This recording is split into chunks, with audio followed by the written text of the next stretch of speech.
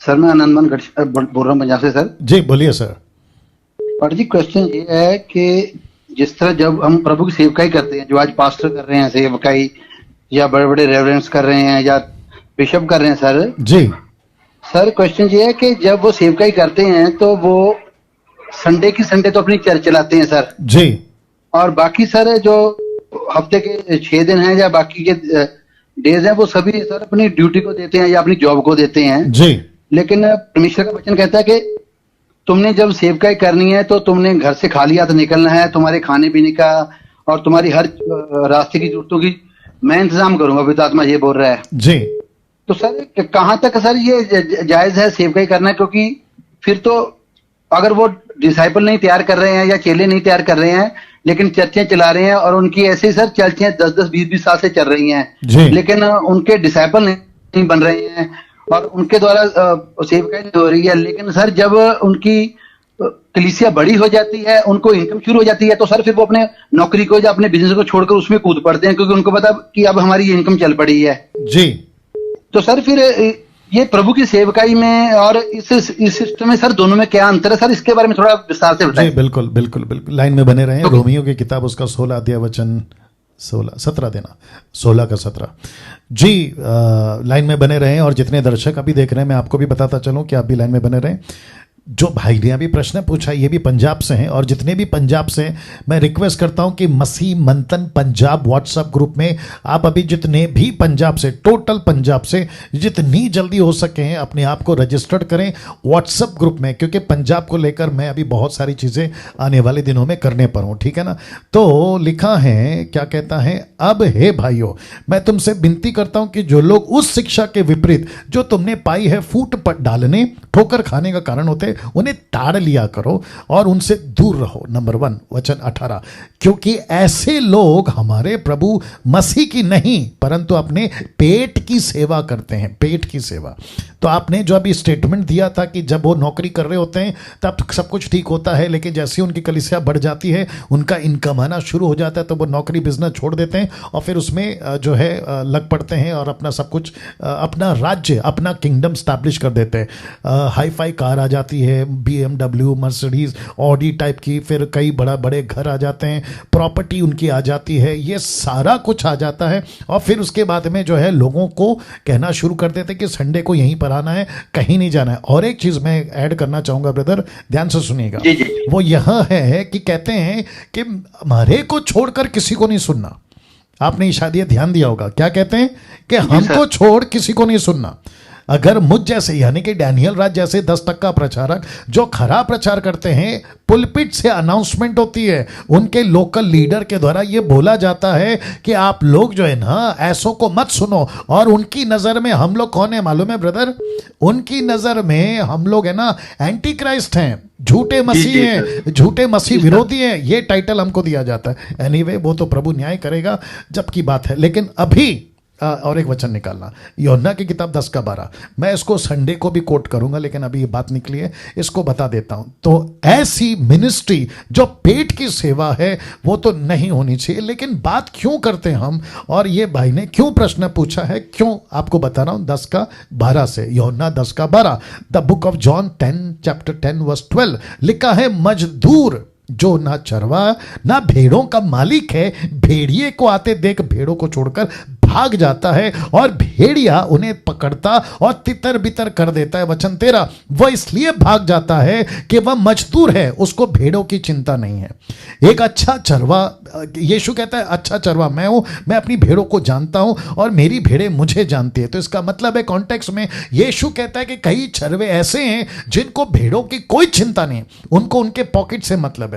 अभी आपको यह भी पता होगा भाई साहब, ध्यान से सुनना जी सर, उनको यह भी पता होता है कि कौन सा फैमिली जो उनके चर्च में आते हैं पंजाब की, कौन सा फैमिली का इनकम ज़्यादा है, तो उसके पीछे पड़ जाएंगे, उनके घर पे विजिट स्टार्ट हो जाएगी, उनके घर पे हाउस स्टार्ट हो जाएगा, उनको प्राथमिकता, प्रायोरिटी मिलना शुरू हो जाएगी। लेकिन जो बेचारा साइकिल से आता है, गांव का होगा, उसको नहीं पूछा जाता। ये तो बिल्कुल सच बात है, दोष की बात नहीं है, बिल्कुल प्रैक्टिकल बात है। तो जिसके चलते उनको पता है कि इनका इनकम इतना आएगा, टाइट इतना आएगा, तो फिर टीचिंग शुरू होती है। और 90%, नॉट 90, 99 बोल दूंगा तो भी चलेगा, 90 99% टीचिंग चर्चेस में, मेगा चर्चेस में टाइट के ऊपर, ब्लेसिंग के ऊपर, मिरेकल्स के ऊपर, प्रॉस्पेरिटी के ऊपर, मोटिवेशनल के ऊपर ही प्रीचिंग होती है, लेकिन पाप के ऊपर, नरक के ऊपर, making disciple, reaching to unreach, great commission, my goodness, ना के बराबर। कभी का दुख का बार ऐसा नींद से जागकर बोल दिया होगा तो वो अलग बात है ना। कुछ लोग ये भी कहते हैं भाई साहब, कुछ लोग ये भी कहते हैं, कुछ लोग ये भी कहते हैं कि डैनियल राज जैसा चल रहा है चलने दो, आप कौन होते हैं दूसरों को जज करने वाले। तो ठीक है ना, अभी मैंने वचन जो पढ़वाया, मैं मालिक नहीं हूं, मैं मजदूर नहीं हूं, मैं चरवा हूं, और चरवा को अपने भेड़ों की चिंता होती है। जैसे पौलुस कहता है ना दूसरा कुरिन्थियों उसका 11:28 में, मुझे प्रतिदिन, जल्दी देना मती, दूसरा कुरिन्थियों 11:28, वो कहता है मुझे प्रतिदिन सभी कलीसियाओं की चिंता प्रतिदिन सताती रहती है। मैं आपके लिए पढ़ देता हूं, फिर मुद्दे पे भी आऊंगा और आप लोगों से भी बातें करूंगा। तो जितने दर्शक हैं, मैं एक एक प्रश्न पे इतना लंबा टाइम इसलिए लेता हूं ताकि मैं डिटेल में वीडियो बनाकर आगे तक की पीढ़ी तक पहुंचा सकूं। तो 28 वचन किसका? दूसरा कुरिन्थियों 11:28 लिखा है, अन्य बातों को छोड़ जिसका वर्णन मैं नहीं करता, सब कलीसियाओं की चिंता प्रतिदिन मुझे दबाती है, मतलब मुझे परेशान करती है। क्यों? क्या पौलुस को जज करने का स्पिरिट था? नहीं। वो किसकी चिंता में बात कर रहा है? कलीसिया की। डैनियल राज को किसकी चिंता है? कलीसिया की। मेरे को जलंधर के पास्टर, पंजाब के पास्टर, बेंगलोर के पास्टर, मुंबई के पास्टर, किसी भी अफ्रीका अमेरिका के पास्टर से व्यक्तिगत समस्या है? बिल्कुल नहीं। मुझे पर्सनल अटैक करना है? बिल्कुल नहीं। आपने कभी मेरा वीडियो देखा? मैंने वो बीच में किया था, एक व्यक्ति था, खैर उसका जिक्र नहीं करना चाहूंगा। मैं कभी फोटो डाल के उनको ये कहता हूं देखो ये है, अलहना है, फलाना है? बिल्कुल नहीं। मुझे व्यक्तिगत किसी से कोई दिक्कत नहीं है। मुझे दिक्कत है उनकी मिनिस्ट्री के सिस्टम से, मुझे दिक्कत है उनके डॉक्ट्रिन से, मुझे दिक्कत है उनको जो वचन को मैनिपुलेट करके जो सिखाते ना, उससे। मेरा अटैक व्यक्तिगत नहीं है, नहीं है, नहीं है।